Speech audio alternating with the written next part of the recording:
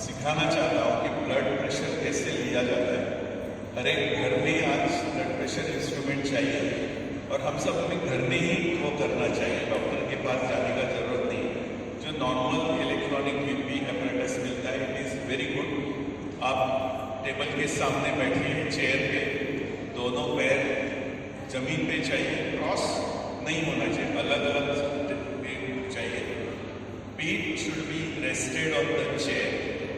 आपके हाथ, टेबल और हार्ट ये सब एक लाइन में चाहिए ऐसे। और ऐसे बैठने के बाद आपके हाथ के ऊपर कोई कपड़ा नहीं चाहिए जहाँ पे वो ब्लड प्रेशर का काम आएगा। और 1 मिनट तक कुछ नहीं करना है, कोई नथिंग। SSOR में बहुत सिंपल रहता है, सबको मालूम है। तो 1 मिनट तक कुछ नहीं करना है, सिर्फ बैठे रहना है। और जब 1 मिनट खत्म हो जाएगा उसके बाद में मशीन को ऑन करिए। तब आपको 3 रीडिंग मिलते हैं, सिस्टोलिक, डायस्टोलिक और पल्स रेट। तीनों रीडिंग इंपॉर्टेंट है, उसका रिकॉर्ड रख सकते हैं। जिनको बीपी है उन्होंने हर हफ्ते में 1 बार करना चाहिए, जिनको नहीं है उन्होंने 2 महीने में, 3 महीने में 1 बार ये जरूर करना चाहिए। डॉक्टरों के लिए बहुत इंपॉर्टेंट इंफॉर्मेशन।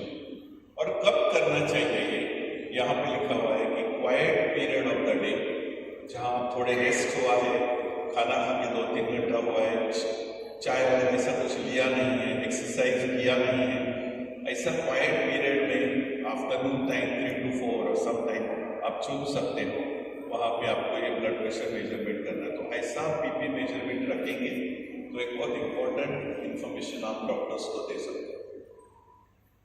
किसी को कोई बीमारी नहीं है, ऐसे व्यक्ति के पैरामीटर्स क्या चाहिए ये भी हमें सबको मालूम चाहिए। वो है कि वेट, अपना हाइट कितना है वो इंचेस में देखिए। समझो मेरा हाइट है 5 feet 4 inch, 64 इंच मेरा हाइट है, तो मेरा वेट 64 kg चाहिए, आइडियल वेट, मतलब पुरुषों में। स्त्रियों में ये 5 किलो से कम चाहिए। सो स्त्रियाँ 5 feet 4 की हो तो वो 59 तक आ सकती है। और इसके 10% ज़्यादा होने तक कोई प्रॉब्लम नहीं रहता है, बट अगर उससे भी ज़्यादा है तो आपको 10% वेट लॉस करना पड़ेगा। पल्स रेट, ब्लड प्रेशर मैंने सुना ऑलवेज बिलो 130। हर एक का, कोई भी एज हो, सबका बीपी 130 के करीब चाहिए और पल्स रेट है वो 80 के करीब चाहिए। अगर कोई मेडिसिन है तो वो लेना चाहिए। लाइफस्टाइल जैसे डाइट हो, एक्सरसाइज हो, मेडिटेशन हो, योगा हो, ये सब 80% से ज़्यादा रेगुलरिटी से होना चाहिए। Tobacco of course nil, sugar control चाहिए। LDL जो बैड कोलेस्ट्रॉल है वो 100 से नीचे चाहिए। हम सबका आफ्टर 40 एक बार चेकअप होता है, उसमें कोलेस्ट्रॉल चेक होता है, वो 100 से नीचे चाहिए। और फिर kidney, vitamin B12, vitamin D, ये सब एक्स्ट्रा रीडिंग है। बट पैरामीटर्स में फिर से दोहराना चाहता हूँ, वेट इंचेस जो हाइट है उसके करीब किलोग्राम्स में, और स्त्रियों में 5 किलो लेस। ब्लड प्रेशर 130 के करीब। डाइट और एक्सरसाइज, योगा, ये सब 80% रेगुलर से ज़्यादा होना चाहिए। शुगर 6 से कम, नो टोबैको, कोलेस्ट्रॉल 100 से कम। इतना अगर हम मैनेज करते हैं तो आप सालों साल अच्छे रह सकते हैं। और ये कैसे मैनेज करना है, उसमें mainly it is all life style, it is not medicine.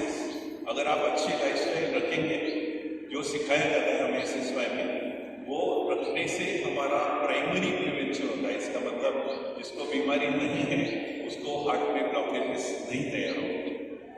तो ये हार्ट का कार्टून आप देख रहे हो। जब भी मैं इतने सालों से कार्डियोलॉजी में हूँ, लेकिन ये देखता हूँ फिर भी मेरे रोंगटे खड़े जाते हैं कि कैसे उसको बनाया है कुदरत ने। एक 400 grams का ये कंटिन्यूसली वो चलते रहता है और उसका इलेक्ट्रोकार्डियोग्राम ECG नीचे दिखता है। तो एक कैसा हार्ट है ये देखेंगे। Rib cage on the left side weighs only 400 grams, size of the human fist, मतलब हमारी मुट्ठी के साइज का हार्ट हर एक का रहता है। कोई बड़े दिल वाला होगा तो उसका प्रॉब्लम है, हार्ट में कुछ बीमारी हो तो हार्ट बड़ा हो। बड़े दिल वाले सिर्फ सिनेमा में इसमें अच्छे रहते हैं,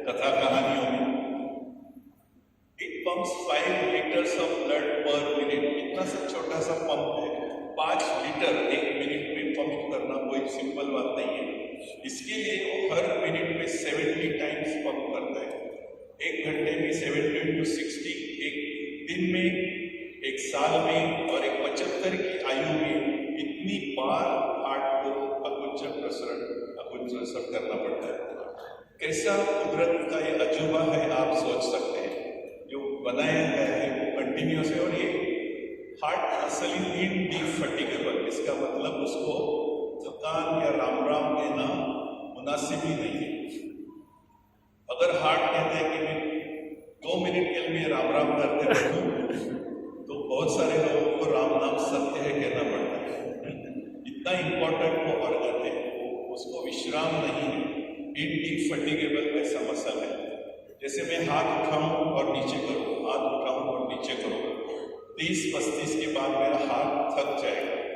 लेकिन हार्ट का जो मसल है वो दिन में भी चलेगा, आप दौड़ोगे भी तो चलेगा, आप शांति से बैठे तभी भी चलेगा, उसको विश्राम नहीं है।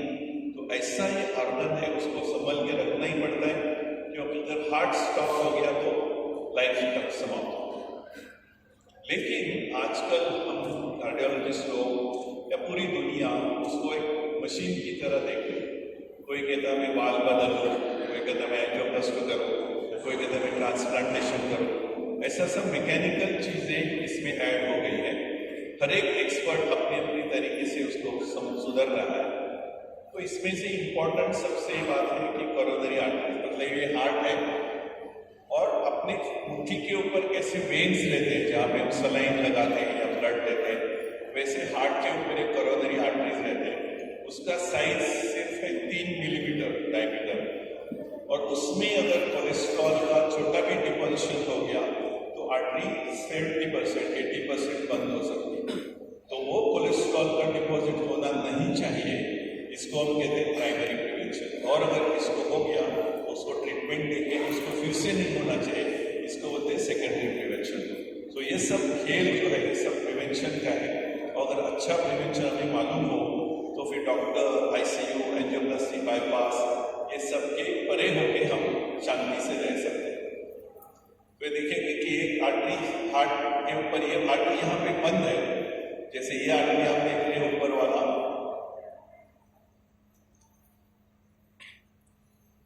ये नीचे तक जा रहा है और ये यहाँ पे बंद है। ये एरिया में हार्ट अटैक के व्यक्ति को आ रहा है, चेस्ट पेन हुआ है, ICU में है, और उसको अगर हम एंजियोप्लास्टी करते हैं तो ये जो बंद आर्टरी थी पूरी खुल गई है और वो हार्ट सेव हो गया। इसको एंजियोप्लास्टी स्टेंट, ये सब आपको मालूम है।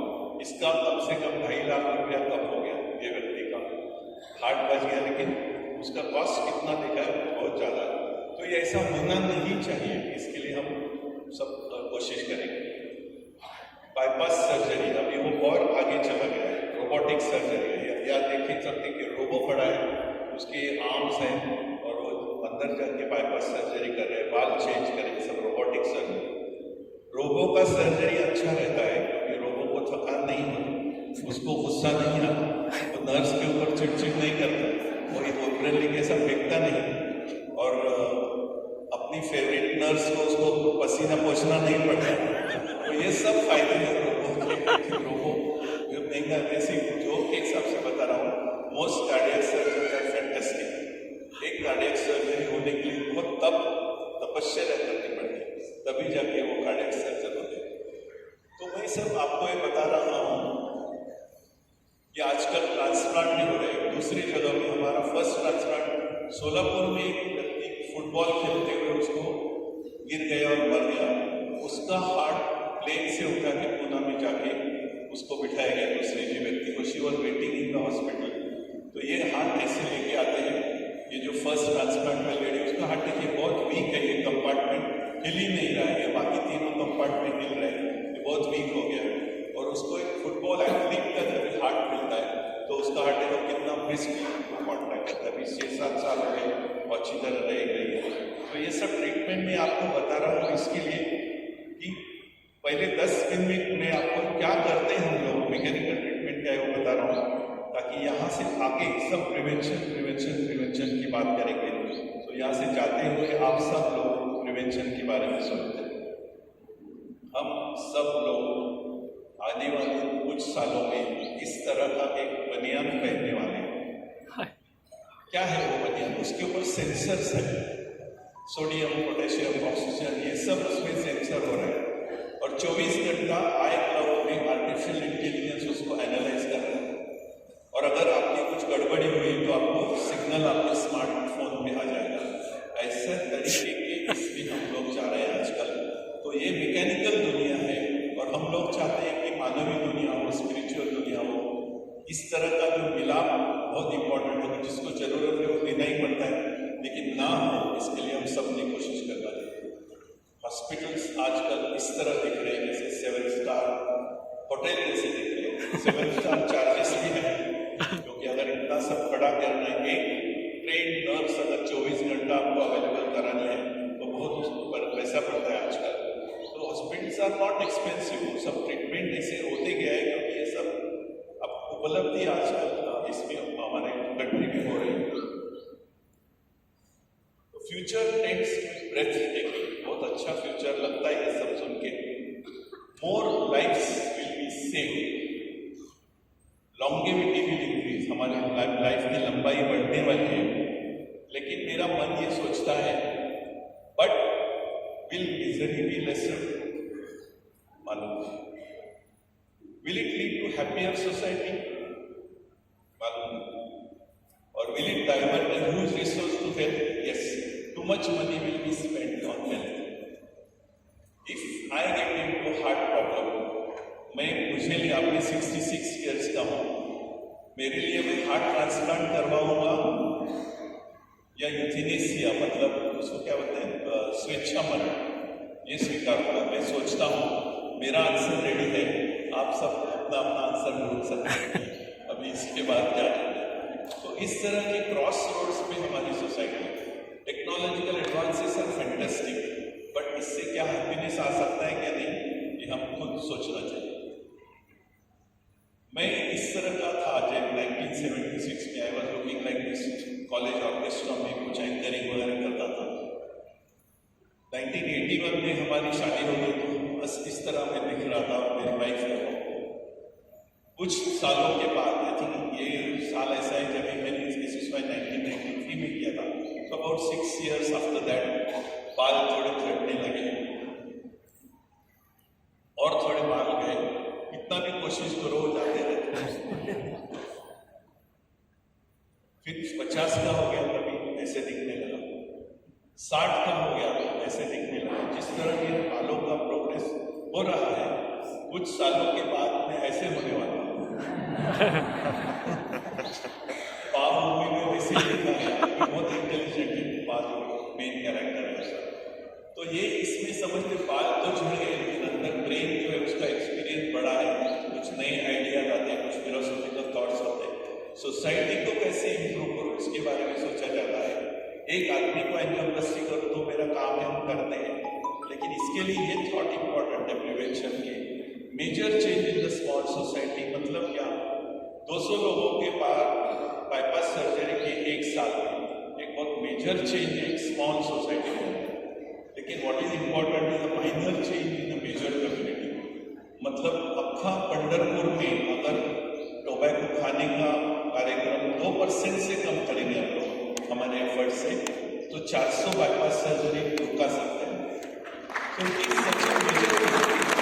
ये बहुत इंपॉर्टेंट थॉट हम सब ने लेके जाना चाहिए कि major change in small community करने दो। जो एंड स्टेज डिसीज को आते हैं, अटैक आया, उसको ट्रीटमेंट में बरोबर है, लेकिन पूरा सोसाइटी में छोटा सा चेंज अगर इंट्रोड्यूस करते हैं हम लोग, उसका प्रिवेंटिव एफर्ट बहुत अच्छा रहता है। तो ये देख रहे हैं, आर्टरी के अंदर देख रहे हैं, यहाँ पे कोलेस्ट्रॉल का डिपोजिशन हो रहा है। आर्टरी के अंदर कोलेस्ट्रॉल का डिपोजिट कैसे होता है? तो ब्लड जा रहा है, रेड ब्लड सेल जा रहे हैं, ये कोलेस्ट्रॉल के फैट वाले क्रिस्टल्स हैं।